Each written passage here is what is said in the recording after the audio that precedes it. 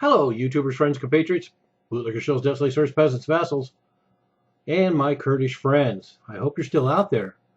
So anyway, let's go back to Syria yet again because there is another player in Syria, and there's a war going on in Syria that involves the Kurds. And more importantly, at this point, there is not a war in the area of Syria controlled by the Kurds because after all of the drama of the last year or so with the siege of Kobani and places like that, things have kind of settled down in the northeast area of Syria. And of course, that's all because of all the other complications: Russian airstrikes, Syrian military airstrikes, United States airstrikes, coalition airstrikes, and ISIS and Al Qaeda fighting. And so they're a little stretched, a little thin right now. So things are sort of quieting down in the northeastern area of Syria where the Kurds are, and surprisingly stable, and an untold story of how 2.2 million Kurds in this northeast region of Syria, at least for now, have some sort of equilibrium. There are no Turkish airstrikes there. There's no Syrian military there. There's no ISIS and no Al Qaeda. That doesn't mean that ISIS doesn't still strike. There's been bombings and sporadic violent incidents perpetrated by ISIS, including apparently a recent bombing in Kobani with a couple hundred people killed. And so these ISIS strikes continue to go on, but they're not directly confronting. And that's kind of a big deal when you consider that 1/10 the population of Syria are these Kurds. And this 250-mile stretch of land has a lot of Syrian resources, including a agricultural belt and oil. So anyway, this Kurdish region of Syria is pretty important. So the fact that there's some sort of equilibrium right there is really something to watch. And there's been some discussion of independence, but it's very, very complicated. The fact is that at least as officials in Syrian Kurdistan now state, they're certainly interested in more autonomy, and they have a lot of it right now. They've set up their entire own government and infrastructure and state in the northeast part of Syria, including bringing a lot of Kurdish culture back. And but they're the bottom line is there will never be a return to so-called normal. So it'll be interesting to see how it plays out. Another thing that complicates things is even though there's a lot of Kurdish nationalism between Kurds in Turkey and Iraq and Syria, there still is a lot of differences as well. Some Kurdish groups leaning towards the left and some leaning towards the right, and they have some ideological differences. But for the most part, a lot of things could happen just depending on how things end up playing out.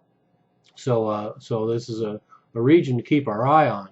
And there's 32 million Kurds worldwide. So the idea that these Kurdish regions could swell with more Kurdish people returning to these homelands is something to factor in later as more stability comes back to the region. But the Kurds have been very successful, and that's one of the reasons why a lot of these countries like the United States have to be very careful how they treat these reliable allies. Over 1,000 ISIS fighters have been killed just around Kobani, and so the Kurds, like the Kurds in Iraq, have been very successful in the field, one of the few that have successive victories as well. And the area around Kobani, by the way, has swelled to over 500,000 people now. Apparently it was 300,000 before there was the siege, but now all the outlying areas have been emptied and have poured into that area. So all the more remarkable that there's a certain amount of stability in this region. And interestingly, in October, just a few months ago, the U.S. dropped aid to the Kurds in Syria and actually even sent in 50 U.S. Special Forces to go in and work with the YPG. So politically, this complicates things because, as we know, Turkey is at odds with the YPG, the Kurds in Syria, just as they are as the Kurds and the PKK in Turkey, and for the U.S. to be working so directly with them. They don't have any problem with the U.S. working with Kurdistan in Iraq, because that protects Kurdish or Turkish interests. But it becomes more problematic with the U.S. working with the Kurds in Syria. But 50,000 Kurdish fighters in this small area of northeast Syria, so that's another reason why they are successful in the region, not to mention the fact that they're organized and they have a lot of motivation.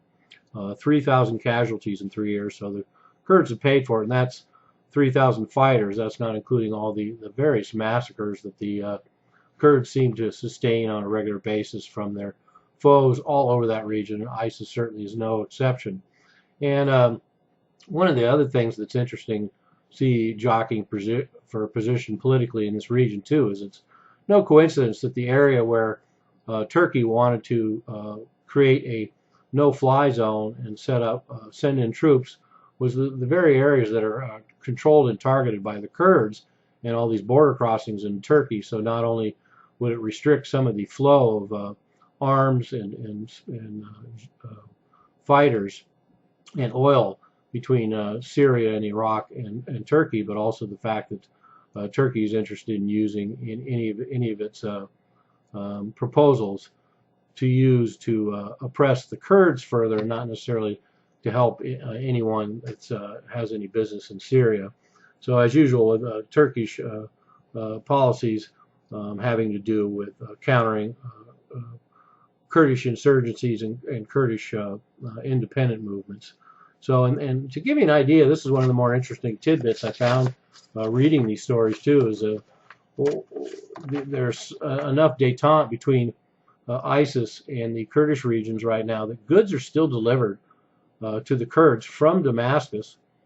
ISIS merely taxes the convoys, but they allow everything to go through.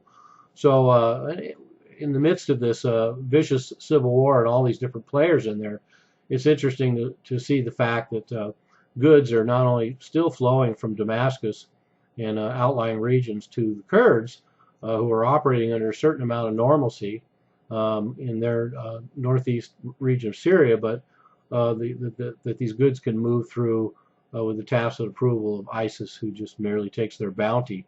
So for the time being, the Kurds in Syria have their war, but right now they have a certain amount of peace, and this will be probably how it will play out as long as all these other complications exist there. And needless to say, the Kurds probably will not have any representation when there are any negotiations discussing the next phase in Syria.